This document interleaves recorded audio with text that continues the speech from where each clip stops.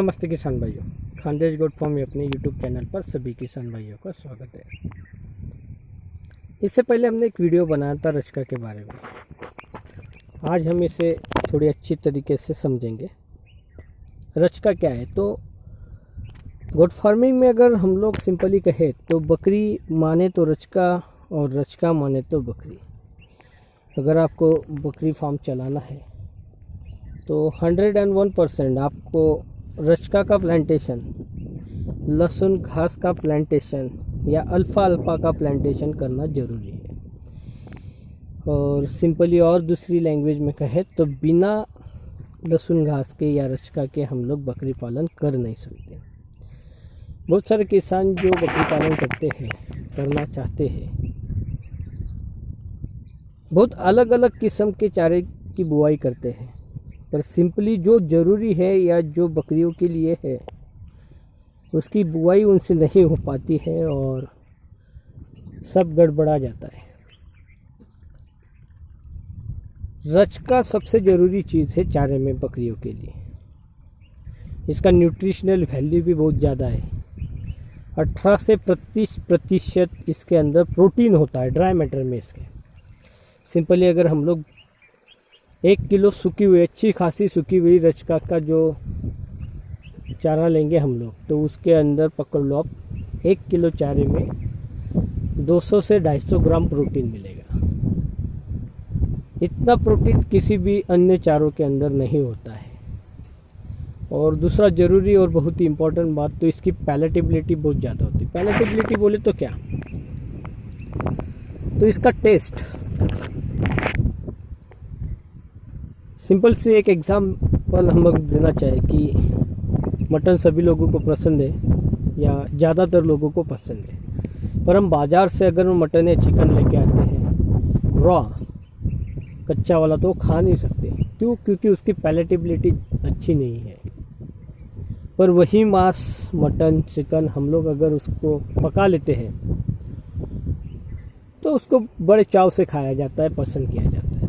तब उसकी palatability high हो जाती है, उसका टेस्ट, उसका डाइजेशन, उसको चबाना इजी हो जाता है, अच्छा हो जाता है। तो ये पैलेटेबिलिटी ज़्यादा ज़रूरी है। तो बाकी जानवर से रचका की या लहसुन घास की जो पैलेटेबिलिटी वो बहुत ज़्यादा है, तो जानवर इसको बहुत चाव से खाते हैं। इसमें वेस्टेज कुछ नहीं जाता है। इसको चॉप करने की भी ज़रूरत नहीं होती। वैसे तो आप इसको कटवा लो और सीधा ही जानवरों में खाने के लिए दे दो, तो साबुत पूरा का पूरा जो पौधा है जानवर खा लेता है। ये जो रचका आप सामने देख रहे हैं, ये एक प्रॉपर स्टेज में कटाई के आप देख रहे हैं। इसमें फूल आए हुए, नीले सफ़ेद फूल है। इस तरह के जब फूल आते हैं रचका में, तब इसकी न्यूट्रिशनल वैल्यू बहुत ज़्यादा होती है या सबसे ज़्यादा होती है। और अगर हाइट देखें आप, तो इसकी हाइट लगभग अभी 2.5 फीट के करीब है। देख सकते हैं आप, ज़मीन से 2.5 फीट के लगभग इसका हाइट है अभी। तो अभी एक प्रॉपर स्टेज में यहाँ पर चारे का प्रोडक्शन भी आपको अच्छा मिलेगा और साथ ही साथ आपको यहाँ पे पैलेटेबिलिटी और न्यूट्रिशनल वैल्यू सब मिलने वाली है।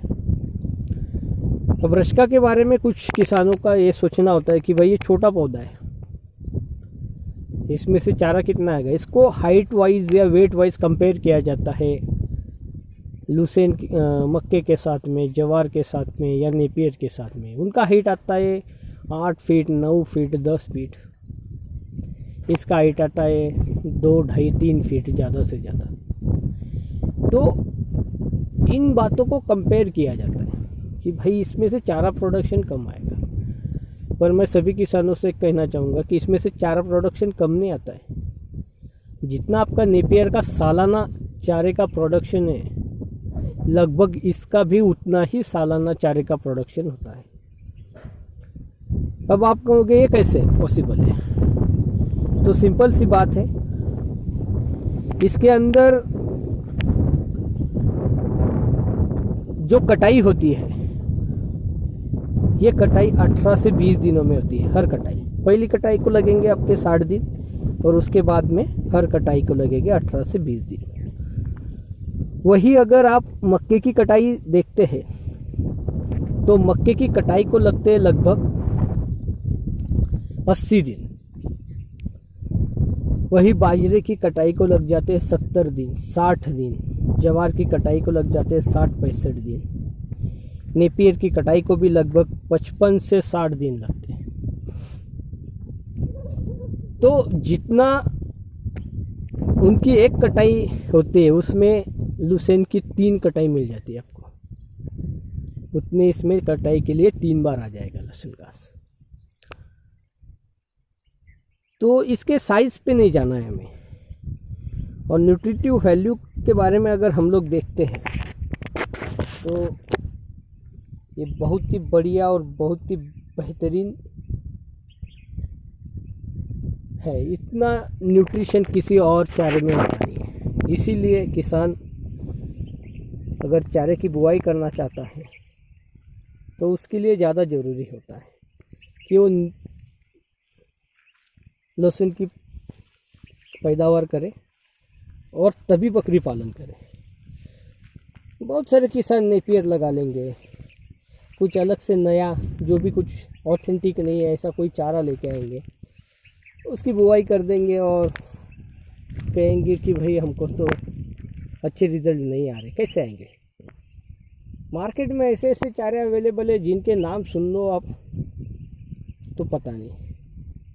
गणेश चारा करके आता है, कृष्ण चारा करके, ये कंपनीज कुछ भी नाम रख देते हैं और लोकली चारे लिखते हैं। तो उसमें किसानों ने ये गड़बड़ी नहीं करवाई। किसानों ने सबसे पहले समझ सबसे रूटीन जो चारे होते हैं उनका इस्तेमाल करना है। नया किसी भी चीज़ का इस्तेमाल ना करें। और नया कोई भी चारा आपको लगाना है तो उसका सोर्स पता करना है आपको कि ये किसने इसका बीज निकाला है, पैकिंग किसका है, कौन सी कंपनी है और कौन से किसान ने इसको लगाया है। हमारे एरिया में लगाया है कि किसी किसान ने? हाँ, तो जाके मिलना है, उनसे बात करना है, उसके बाद ही आपको इस चारे की बुआई करना है। अदरवाइज़ ऐसा कोई भी चारा हम लोग नहीं लगाएंगे। सिंपल एक बात कहना चाहूँगा दोबारा से, अगर बकरी पालन करना है तो लहसुन घास की बुआई करना जरूरी है। उसके सिवा आप बकरी पालन कर ही नहीं सकते। इसका न्यूट्रिटिव वैल्यू आपका बिजनेस तेज़ी से बढ़ाएगा।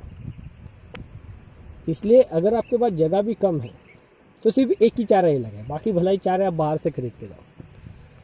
हमारे दोस्त है हैदराबाद में, उन्होंने अभी बकरी पालन शुरू नहीं किया है और उन्होंने 2000 स्क्वायर फीट पे हमने जिस तरह से कहा है उस तरह से उन्होंने चारे की बुआई की है।